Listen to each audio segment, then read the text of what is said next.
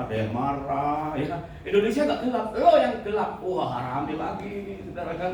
Waduh macam-macam nih, presidennya nggak bisa digoyang, wakilnya yang digoyang, aduh, waduh rasa-rasanya jauh dari kata menuai. Dan dalam kurun waktu antara kebangkitan Tuhan sampai nanti dia naik ke surga, ada 40 hari yang spesial dalam hidup kita. Setiap tahun harusnya masa-masa seperti ini, saudara, masa pembelajaran untuk kita bisa memahami bahwa hari ini adalah hari yang terbaik yang Tuhan berikan untuk kita. 40 hari Tuhan khusus menampakkan diri kepada semua murid-muridnya. Bahkan sampai 500 orang dijumpai dalam perjumpaan yang otentik. Dan tidak mudah bagi murid-murid itu untuk mengatakan bahwa perjumpaan dengan Tuhan adalah sesuatu yang membahagiakan.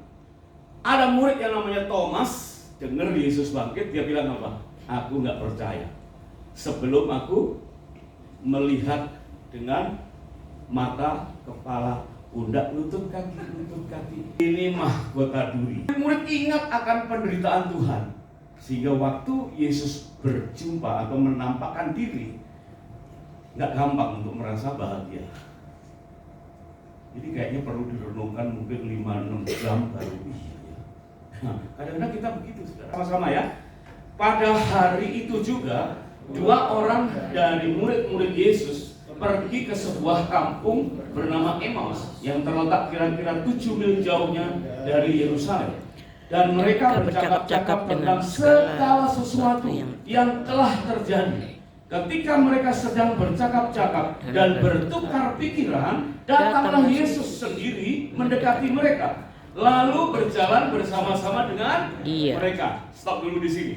Ini contoh perjumpaan yang otentik antara Yesus pergi ke Emmaus.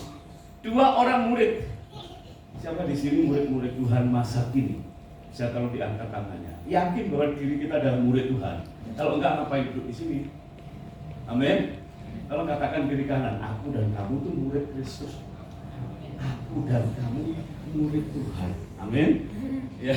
Dan nah ini dia ya. Selama 40 hari ini Tuhan berkenan berjalan bersama dengan murid-murid itu. Wah, jauh saudara, 7 mil. Kalau 1 mil 1,5. Dan ini, ya kan? Beberapa hari yang lalu Yesus menderita, Yesus mati, Yesus dikuburkan, dan berita tentang kebangkitannya tidak semua orang bisa mempercayainya, termasuk Thomas, murid-muridnya. Mereka berjalan berdua sambil ngobrol apa yang terjadi hari ini. Mungkin kalau sekarang kita ngobrolin, aduh Prabowo ya, waduh MBG, itu kan identik ya, makan bergizi gratis. Aduh tadi itu baru aja saya makan bergizi gratis sudah disiapin sama ibu Lia ya. Malam-malam WA saya, besok mau dipesenin apa? Ya terserah lah. Ya, pokoknya yang enak kata istri saya, kita mari. Ya sudahlah, pasti yang enak kalau dari sana mah, ya kan? Coba bayangkan saudara, lagi stres, ya, ngobrolin apa yang terjadi, entah MBG, entah sekolah rakyat, ya kan? Entah gelapnya Indonesia, entah kacaunya bisnis kita, entah pergumulan anak kita, mantu kita. Tahu-tahu ada yang jalan bareng. Coba, nggak kenal, kan? Tidak kenal.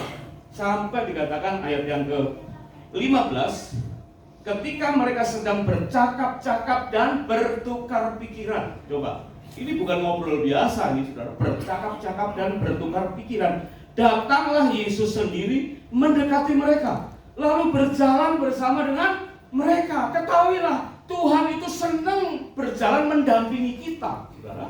Dalam perjalanan kita kapanpun, apapun yang kita obrolin, apapun keadaan kita, dia itu suka jalan bareng. Cuman sayangnya ayat yang ke-16, coba kita baca ayat yang ke-16. Tetapi, apa saudara? Itu yang sering terjadi. Mengapa kita tidak bisa berkata hari ini adalah hari yang paling bahagia? Karena ada sesuatu yang menghalangi mata mereka.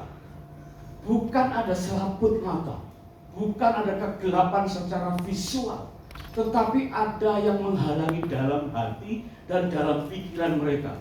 Mungkin murid-murid masih terngiang-ngiang penderitaan yang berat, Serok. Aduh. Pak kalau mau coba boleh Pak. Ini durinya tidak terlalu tajam, tapi kalau kena kulit kepala luar biasa saudara. Jangankan kulit kepala ketusuk duri, ada jerawat dikit aja udah cenut, ya kan? Apalagi dipukul dengan tongkat, serok. Aduh, itulah yang menghalangi mereka. Dan inilah yang sedang menghalangi kehidupan kita.